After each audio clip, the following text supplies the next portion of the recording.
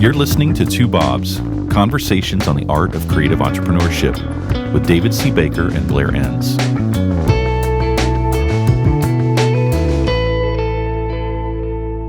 All right, Blair, today we're going to talk about an addiction problem. Oh, good. It's about time. I'm here to help. I love you. Sit in the circle. Yeah. Every time I think about that, I think about the one on Seinfeld. That was just so funny. I don't remember that one. Oh, you got to go watch that. And so we're talking about, is your firm addicted to new business? This is the topic. You're the one that came up with this topic. Don't act surprised when I read the title to you. They don't want to know how the sausage is made. Come on. Yeah. Oh, yeah. This is a great idea. But that title only covers half of the equation. Yeah. What you're really talking about is like one kind of firm is addicted to new business and the other one is absolutely not. So just paint the two extremes of the two kinds of firms that you've seen over the last few years. Yeah, this is a recent post on winwithoutpitching.com where I talk about these two extreme types of firms where on one hand, a firm is a new business development machine. They just excel at new business. And you love these people too. Oh, I do love them, but they come with problems. And then at the other end of the spectrum is the firm that just never loses clients. I call them the black hole firms, where clients go in and they never come out. And I love those firms too, but they both come with trade-offs. I'm really talking about the extreme ends of a spectrum. And the truth is, when I think of these different types of extreme versions of each end of the spectrum, when I think of these firms, I can only conjure up in my mind like 3, 4, 5 of each of these, because the reality is most firms are somewhere in the middle and share the good and some bad characteristics of both ends of the spectrum. But I really wrote this post thinking about maybe less than a dozen firms, half a dozen of which are on one end of the spectrum and half a dozen of which are on the other end, where I've worked with them and I've been impressed by the strengths, but was so struck by the trade-offs. And everybody listening is thinking, is he talking about me? I was thinking that when I was writing this. Oh, yeah, I'm going to get emails about this. You're talking about me, are you? And then now we're doing a podcast on it. So yeah, hit me. If you think I'm talking about you and you're a client, I am. Yeah. I always get that right after. You just wrote that blog post, a day after we were on the phone. Were you thinking of me? It's like, no, I wrote this a month ago. Lie. Yeah, another lie. Right. Okay, so are you saying that either one of these is acceptable, or you're painting both ends of the spectrum and then you want firms to be a mix of the two, or you think it's okay to be one or the other?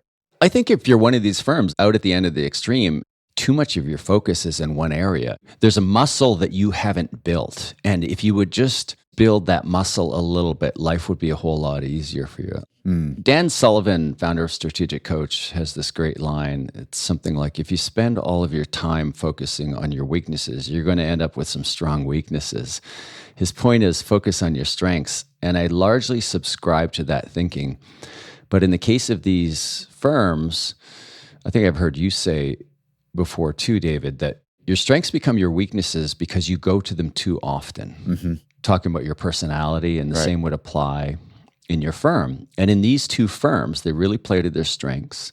One is keeping clients, keeping and growing accounts, and the other is getting new accounts.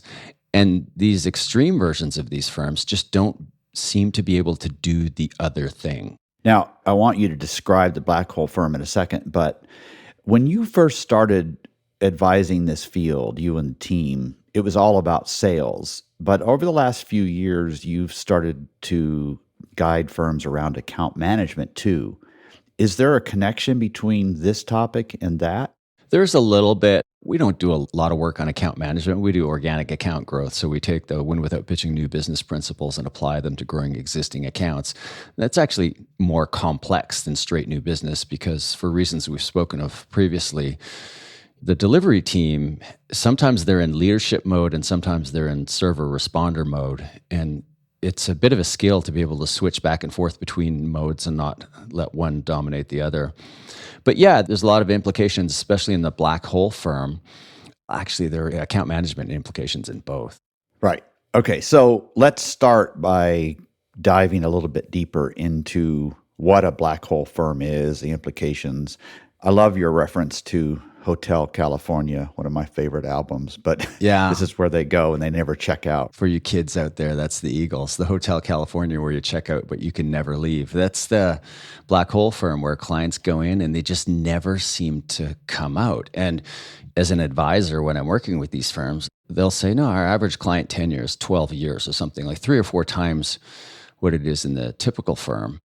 So when I wrote these descriptions, did some specific firms come to mind? Oh, yeah.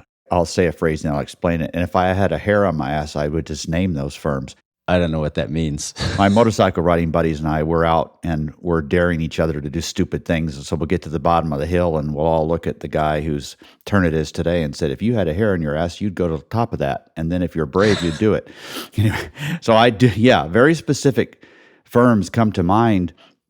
Although it's a lot easier for me to think of firms that are the black hole firms than it is the ones that are the sales firms. It seems like those firms that were really good at sales and they would turn over 40% every year were more common in the past than they are now. But I don't know if that's just how I'm seeing things. Yeah, I don't know about that either, but I remember the first time going into one of these black hole firms, I was just so impressed. It was so grown up.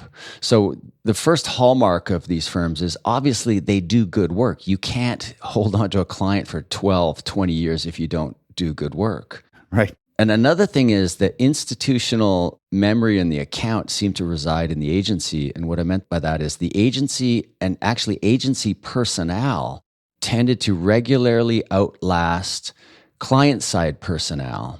And I'm curious to hear what you think about this. I think those firms that tend to hold on to clients forever also tend to hold on to employees forever. Would you agree? Exactly. Yes. In fact, I didn't see that on the list, and I was going to say that's probably true too, because if the typical CMO is changing jobs every 2.5 years or whatever it is, and if you're outlasting, it's not just the firm outlasting, it's often the account person outlasting too.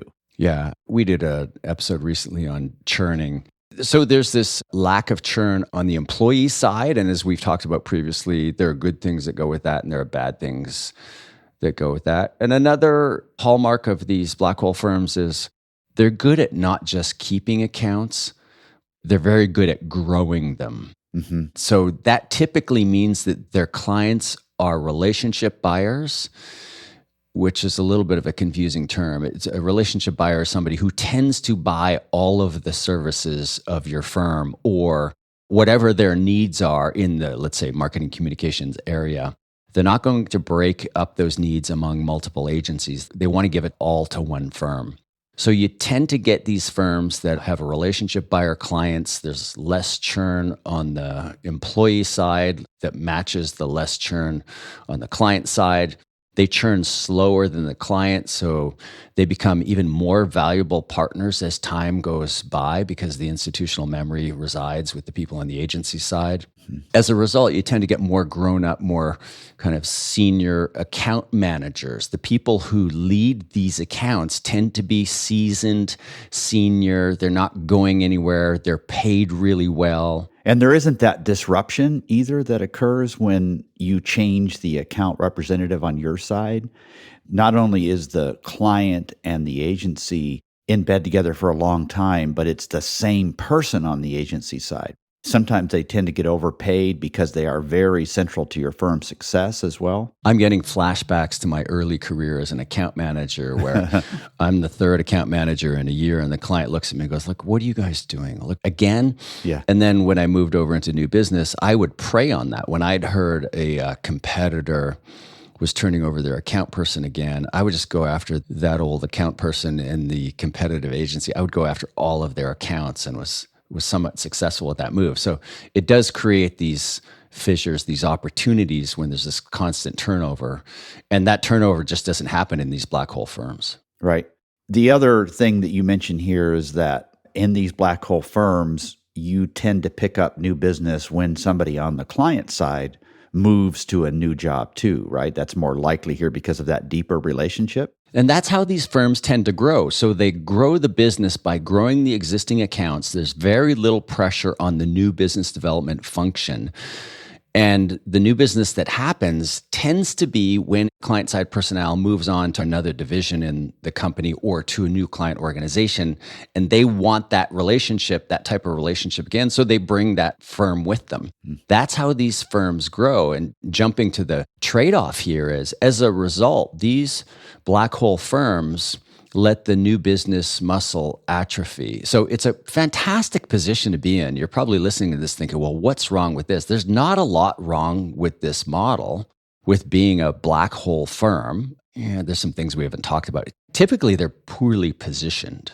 Right. So if they get hit by a couple of account losses simultaneously or in a short period of time, it's a real threat to the organization because they are not good at going out and getting new clients kind of on their own terms or at their own speed.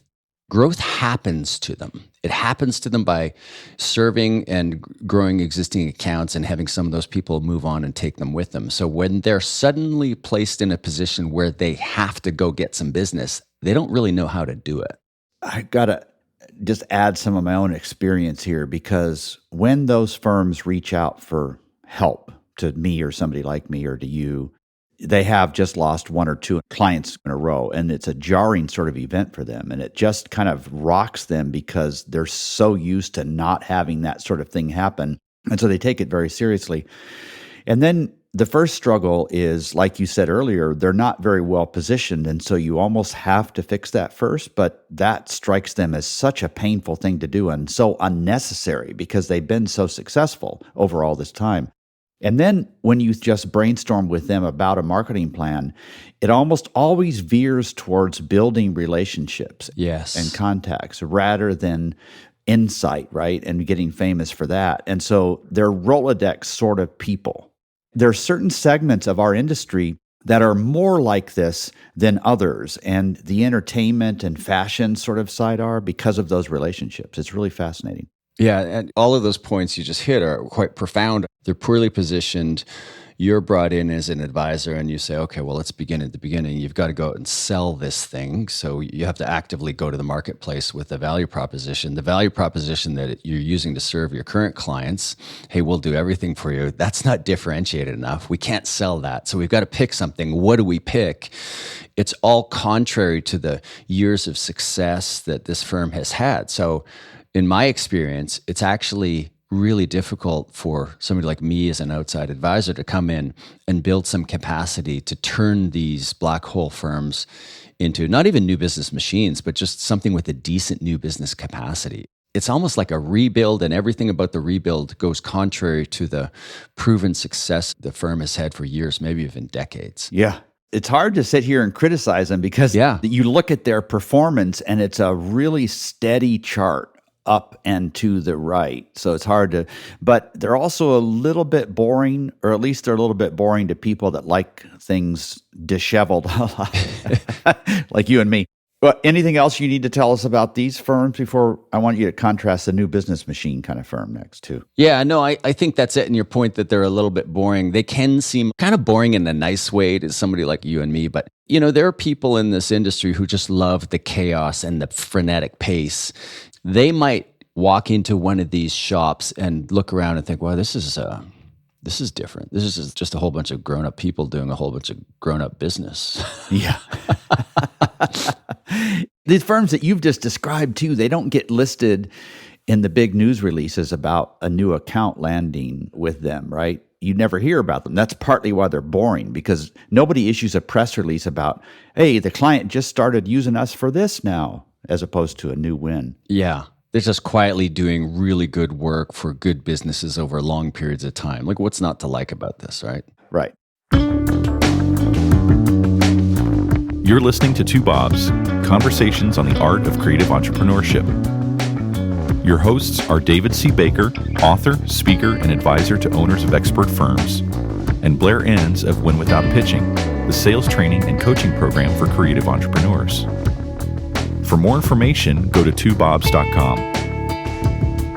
If you find this podcast helpful, please help us by telling a friend and rating us in your favorite podcast app. Now back to David and Blair.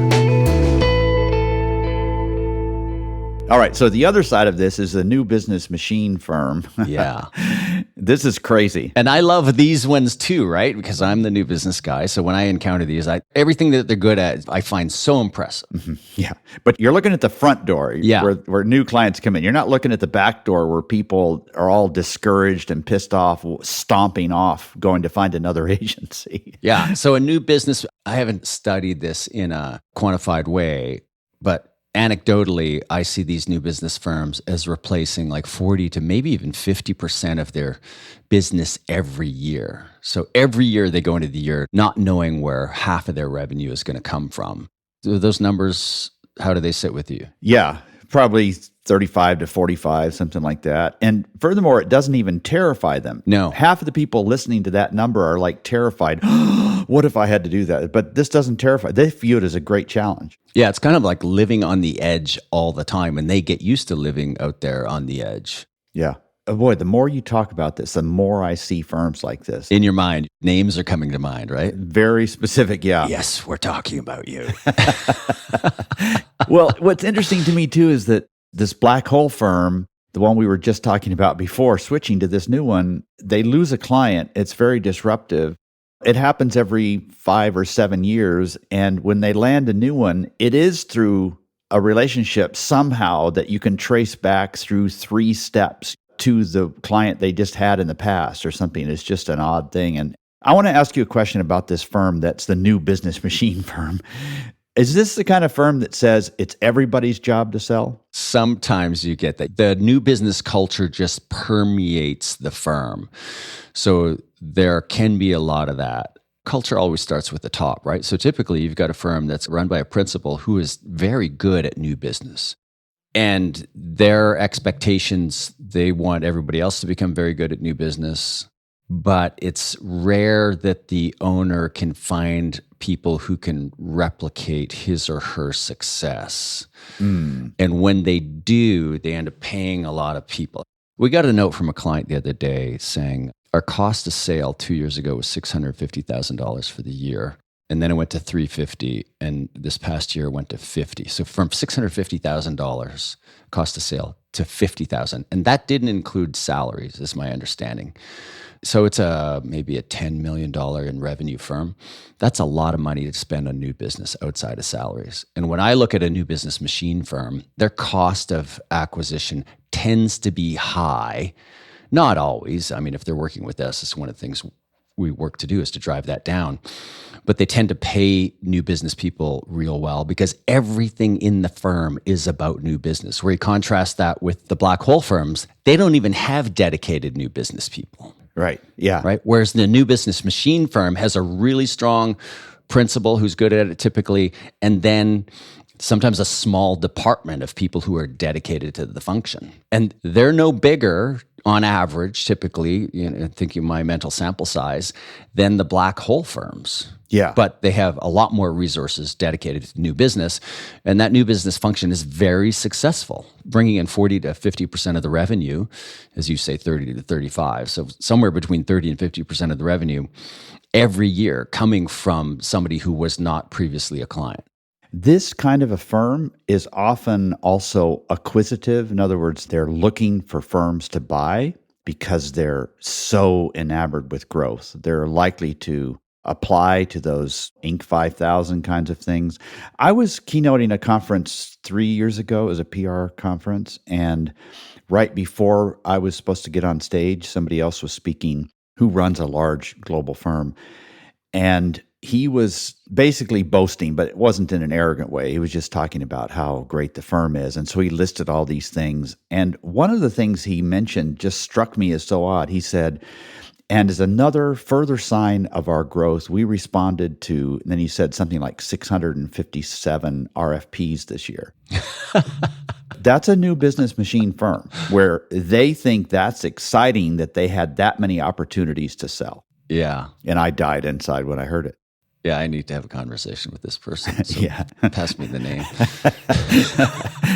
So they're very successful at client acquisition, but what's the cart? What's the horse here? It's a leaky bucket. They're really good at new business, so then they just don't care about clients leaving. Or is it they're panicked because clients are leaving, and so they have to be good at new business? I think it must be the former, though, right? to be honest, I haven't really thought about it before.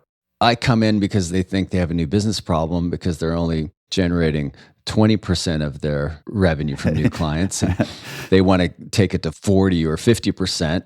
Regardless of the success we have, at some point I look at the back end and go, like, how come the firm isn't growing? You should be growing really fast based on your new business wins. You know how I was describing in the black hole firms, you have these senior account people. They're there a long period of time. They're paid really well. These people do not exist in the new business machine firm. That is the hole in the firm. They do not value the delivery function as much as they value the new business function. They're paying the new business team all this money. They really need to upgrade the back end and not just bring senior people in. They need to bring senior people in and give them some authority, thereby changing the culture of the firm. Yeah. And I also wonder if this firm that's driven by new business may have lower standards as well. And so the clients they bring in are not capable of growing like some of the other ones might be. So I said, usually it's the new business development drivers, the principal of the firm, and they excel at this function. There's something in that person's personality, tends to be high competitive drive, go, in pursuit of growth. And if that's your personality, you are prone to the mistake of taking on clients you probably should not take on. Right. If you can slow down the leaking at the back end, you can become more discerning at the front end. And you could choose to not be discerning and grow the business faster. But if you really want to strike the balance, you want to create a little bit of breathing room for the new business function by getting more serious about delivery, and then take some of the pressure off of new business and just say, as a matter of kind of policy or direction, like, don't bring us X amount of revenue next year. Bring us 2 clients, as large as you can make those clients. Yeah, be patient. And don't try to paper over quality clients with a high volume of lower quality clients. Yeah. So give us some more specifics about what it looks like in these firms, some commonalities that you find in firms that are like this.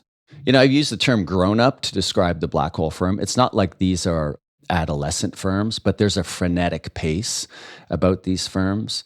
You know, you go into firms that have a real pitch culture, and I'm not saying these things are necessarily correlative here, but when there's a pitch culture, there's a lot of excitement. There's a lot of like fatigue from staying up too late the last few nights working on the pitch, et cetera. But there's that energy and enthusiasm that permeates the walls of the firm. It gets old in time, but there's something kind of wonderful about it when you're young and you're in the middle of it. And it's a little bit exhausting. It's a startup culture. So that startup culture tends to pervade throughout the entire firm. One of the things I notice, and this probably speaks to why the firm is good at selling but not keeping clients, the value proposition in these firms is spin. I'm not sure how broadly this applies. I'll say it and you try it on with the firms in your mental sample. They go to the marketplace with something that sounds compelling, and at the end of the day, it isn't. So I suspect the clients hire the firm, and then after a little while go, oh, you're not who I thought you were. You're quite similar to the firm that we hired you to replace, but there's no real there. There's no real differentiator. So they sound different enough that it's easier to sell the services of the firm. But the real life experience of the clients is this isn't all that meaningful or meaningfully different. Yeah. So there's a positioning problem for both of these extremes, but they're different kind of positioning problems. Yeah, the black hole firm isn't even trying to put forward a varied positioning. Right. And the new business machine firm is trying to spin a faux positioning. Yeah. All right. So obviously, by this point, people have picked up. We don't necessarily want to be either. We want to strike a balance. Yeah. You've got some advice for both firms about what they might do. Yeah. So, you know, we talked about the new business problem of the black hole firm. When they do arrive in a situation, perhaps they lose 2 clients pretty close to each other. It's like, what do we do now? And we've talked about the frustrations you and I have felt in advising these firms to, well, first you got to specialize, then you got to staff the new business development function, et cetera. We're asking them to make decisions that are contrary to all the decisions they've made for many years that have led to much success. So I think the solution for a black hole firm, and you can do this before you get to the point where you need to do it, is embark on a skunkworks project. don't reposition the entire agency. Take something that you do across a few clients that's narrower, like a narrower discipline or for a narrower market. It's probably a narrower discipline, maybe for a narrower market. And create a separate entity and start marketing that, because that is easier to sell. When the time comes where you really need to crank up the new business machine, it will be easier to spin up that more specialized offering, and you don't threaten the mothership. Yeah. And these folks that you're asking to do something are far less likely to do anything that might upset whatever is left of that black hole firm. And so this frees them up from that fear because they've never done any marketing anyway. So that stuff that has kept coming to them for many years is going to keep happening over the transom without any new business efforts on their part. So this is also an exciting way for them to experiment with new business. And like you said, without upsetting the mothership, so to speak. So a sub-brand, essentially. Yeah. Okay, and then what would you say to the new business machine firms where it's 40, 50% turnover, frenetic, and so on? I would say the big problem is the promises being made in the sale are not being paid off in the delivery. Here again, I would relook at the positioning. I think that there is a smoke and mirrors positioning, a value proposition that isn't really real. So I think the hard work to be done is actually getting meaningfully narrower and then building these skills, capabilities, processes, and even eventually IP in a more narrow value proposition. I think when you have, through the cult of personality or natural skill of the owner, when new business comes easy to you, you can get away with the broader positioning. I can't prove this, but I think one of the real true hallmarks of this new business machine firm that has a problem on the back end is the positioning is fake. They're not meaningfully different, but they're taking a meaningfully differentiated message to the marketplace. So let's take real proper stock. Let's hire some senior delivery people who will push back on the value proposition that we're selling. And let's create something that is actually meaningfully different. Because when a firm who has that skill has something that really is meaningfully different, that's the secret sauce. That's the magic intersection. Yeah, and I'd rather help a firm solve that problem than the black hole problem. It's easier. Yeah.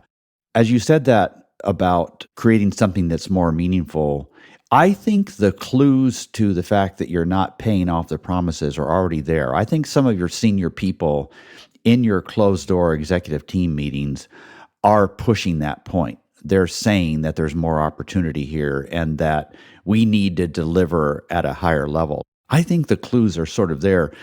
The last thing I want to say about this, as I just apply what you're saying to what I've observed, is that a lot of partnerships are built around this fact. You have one partner who's really good at new business, and you have another partner who's really good at not only keeping clients around, but also keeping team members around. And that can be a very effective partnership, particularly when each partner recognizes how important the other one is to the whole equation. I would agree with that wholeheartedly. And like we said a few times, most firms are somewhere in the middle. When you have the strengths of both of these firms, that's a wonderful thing to behold. And I think you're right that in most firms that do combine the best of both of these extremes, they're represented in the partners in the firm. Yeah, right. Well, this is really interesting. So are you ready to be inundated with all kinds of emails, wondering if... It's not even live yet, and my phone's already going off. Thank you, Blair. Thanks, David. Thank you for listening to Two Bobs with David C. Baker and Blair Enns. Read episode notes and transcripts at twobobs.com. That's the number 2, BOBS.com.